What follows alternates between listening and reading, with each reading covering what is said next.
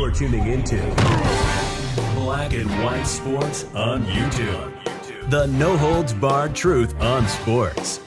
The main event starts now. All right, Black and White Sports supporters, we're going to talk about this bombshell report that has emerged from ESPN, because evidently they did an investigative story and they have uncovered something very interesting, and supposedly it's from multiple sources involving Bill Belichick having not been hired by the Falcons. In case you don't know, the Falcons pretty much decided to hire Belichick. I did a video on a Saturday morning because the betting lines had moved up to basically he's got the job, all right? That's where the betting lines were. All the word that was coming out of Atlanta was he was getting the job. And next thing you know, poof, a couple of days later, it's over. There is no job for Belichick. Now, look, I said I was in favor of the Patriots letting Belichick go. I thought it was time to start over, but I didn't know they were going to handle the offseason in the same way as if he was there. At least you had the coach. And now you don't have the coach. And the front office has been run exactly the way Belichick run it, or so we thought. Maybe it was Robert Kraft that has run the front office that way. But they've done nothing, particularly on offense. And I mean nothing. They are a franchise devoid of offensive talent. They're a dumpster fire. And Jerod Mayo, I said, I blame Robert Kraft for not looking for other candidates for that job, because there were certainly candidates that were far more qualified, like Jim Harbaugh, to have taken over the Patriots. And I consume a lot of sources involving the Patriots, even though I don't make that many Patriot videos anymore.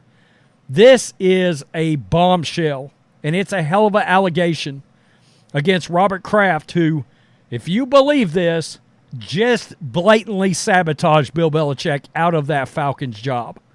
Personally. And this is just wild. Now, PFT's got this. It is a very long read over at ESPN. I've got it pulled up because they talk about some of his options in the future. I tend to believe he's the next head coach of the Dallas Cowboys. But there's no doubt he's got interest in that Giants job too. ESPN.com has a hashtag long read about the failure of Bill Belichick to get a job in 2024 hiring cycle. And there's plenty of stuff in this read. The biggest bomb is the allegation that Falcons owner Arthur Blank decided against hiring Belichick after getting direct input from Patriots owner Robert Kraft.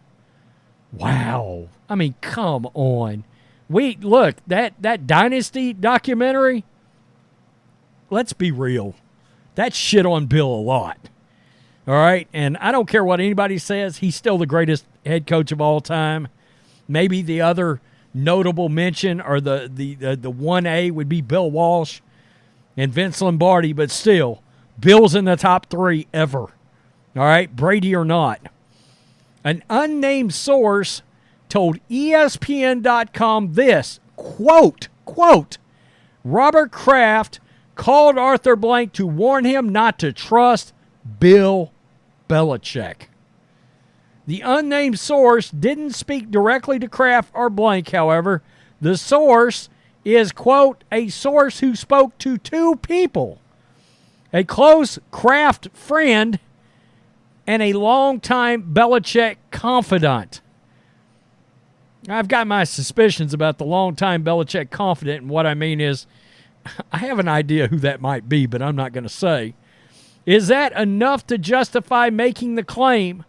Apparently, ESPN.com decided it was. By the way, a story came out a couple of days ago that Bill had fully assembled his staff for that Falcons job. He thought he had the job. The Patriots denied the report via team spokesman Stacey James. Quote, Robert steadfastly denies saying anything negative to Arthur Blank about Bill Belichick after Robert and Bill mutually agreed to part ways, James told ESPN.com. In fact, Robert advocated for Bill to get the job. Did he? Did he? I don't know about that. Look, I used to be really high on Robert Kraft. And the way, after I've seen how this offseason has gone, and Elliott Wolf is not even the general manager, and what looks like a DEI hire in Jerod Mayo, let's just keep it real here. I don't trust Robert Kraft at all. Did Kraft ever say anything negative blank about Belichick? Quote, it would not surprise me to learn that owners sometimes lament to those close to them when their teams are struggling, James said. But Robert Kraft never questions Bill's character or trust when talking to Arthur Blank. Trust is important to Robert. He wouldn't have employed Coach Belichick for the past 24 years if he ever questioned his trust. Interesting, because Belichick said something about the fact that he didn't want leaky or loose lips in an organization. What does that say? Trust is a key word in the context because Blank needed to be able to trust Belichick's claim that he would work with the existing power structure and not attempt to take over the organization. I had heard he would work with him too, so I don't know. Why would Kraft torpedo Belichick's effort to get a report? Per the report, Kraft still owes Belichick $25 million, and that amount would have been offset by the money Belichick received from Blank in 2024. That nugget had never been reported before, and it possibly justifies its own headline. From Belichick's perspective, the $25 million could be money well spent by Kraft. Quote, if Bill goes on to have success and Tom Brady already had success, then who does Kraft have to blame? An unnamed source close to Belichick said. Regardless, Blank supposedly is smart enough to see through potentially petty motivations and other associated self-serving strategies. The bottom line is that Belichick's mere presence could have made it very difficult for GM Terry Fontenot to, quote, do his job. Fontenot was scared to death of Belichick. While trying to make the best possible decisions about who to draft, who to sign, who to keep, who to cut, Fontenot would be listening for grunts, harumps, I don't know what that is, looking for eye rolls, and otherwise monitoring the clues from Belichick, who could act on his disagreement with new players by simply burying them on the depth chart. In the end, Belichick reportedly didn't finish anyone's top three when Blank and his lieutenants ranked the candidates. That's really not a surprise. When the time came to cast a vote, it sounds as if it was crystal clear that Belichick wasn't getting the job. By then, why would he even be on the ballot? Well, that's a little odd that all the word was coming out that he was getting hired and Arthur Blank had made a decision to hire him.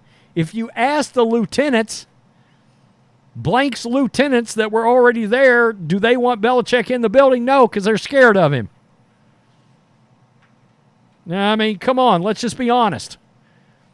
They understood Belichick's not going to take any shit off of these guys. Next season, the list of, and I'm over at ESPN now, the list of potential suitors for Belichick will be limited. Quote, there's an inherent discomfort with change because people want to protect their jobs, said Michael Lombardi, one of Belichick's closest friends and confidants from the Browns and Patriots. Even Belichick was aware that his head coach GM hybrid had fallen out of favor around the league. Sources say, a year ago, Belichick had drinks with another coach. Over cocktails, Belichick told the coach that perhaps there was a better way than the way Belichick had been doing things for nearly a quarter century. It was my understanding he was going to be fine with having a general manager. And in the pair of interviews with Blank and executive, sources say Belichick pledged his willingness to go coexist with the Falcons executives under the new paradigm. In fact, he insisted he just wanted to coach. But the Falcons realized if you hire Belichick, you hire all of him. An entire philosophy and ethos stemming from one man's ethic and ingenuity, sources said. By the way, it's interesting right here. In the end, his assurances failed to persuade Blank and his team executives. He was essentially voted off the island. We just talked about that. It does go on to say he is believed to be biding his time until January for openings. on teams he has told confidence he would be interested in coaching: the Dallas Cowboys, the Philadelphia Eagles, and the New York Football Giants. A source who spoke with the longtime friend of Belichick said the friend wonders if he will ever get another coaching opportunity. Now, I don't know. I don't think Belichick will ever be a head coach again in the National Football League, the friend said. Quote, unless it's for Jerry Jones. I just talked about that, folks. I just talked about that. That I still think that if Mike McCarthy gets put out in the division, let's say he wins a wild card but loses badly in the division round, Belichick's the next head coach of the Dallas Cowboys. I'm still calling that. I'm still sticking to it, although the Giants make a ton of sense as well. But that's very interesting. So, by the way, Patriot fans, in case you haven't heard, if you wanted Jaden Daniels is who Bill Belichick had ranked as his top quarterback in this draft. The guy I like so much, Jaden Daniels. So that gives you an idea of, if he would have been there, who Belichick probably would have taken in the draft. Would have been Jaden Daniels. But what does that tell you right there? I can't help but believe this story some, based on everything that happened in that documentary.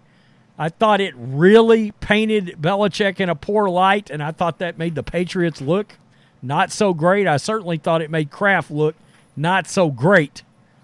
The jealous owner, I don't get it. Brady, Belichick, without both of them, I don't know. I don't know how that would have turned out. I mean, Brady, when he talked about Belichick, tears up, gets emotional because he realizes, at the end of the day, he did pick him and move off of Bledsoe, who was a guy people thought could play and had shown, I can get you to a Super Bowl, even though he was kind of wearing out in the end. I get it. But tell me what you think. Wow, that is absolutely crazy. Peace. I'm out. Till next time. Thanks for watching the show. Be sure to like, comment, and subscribe. Be sure to tune in next time on Black and White Sports.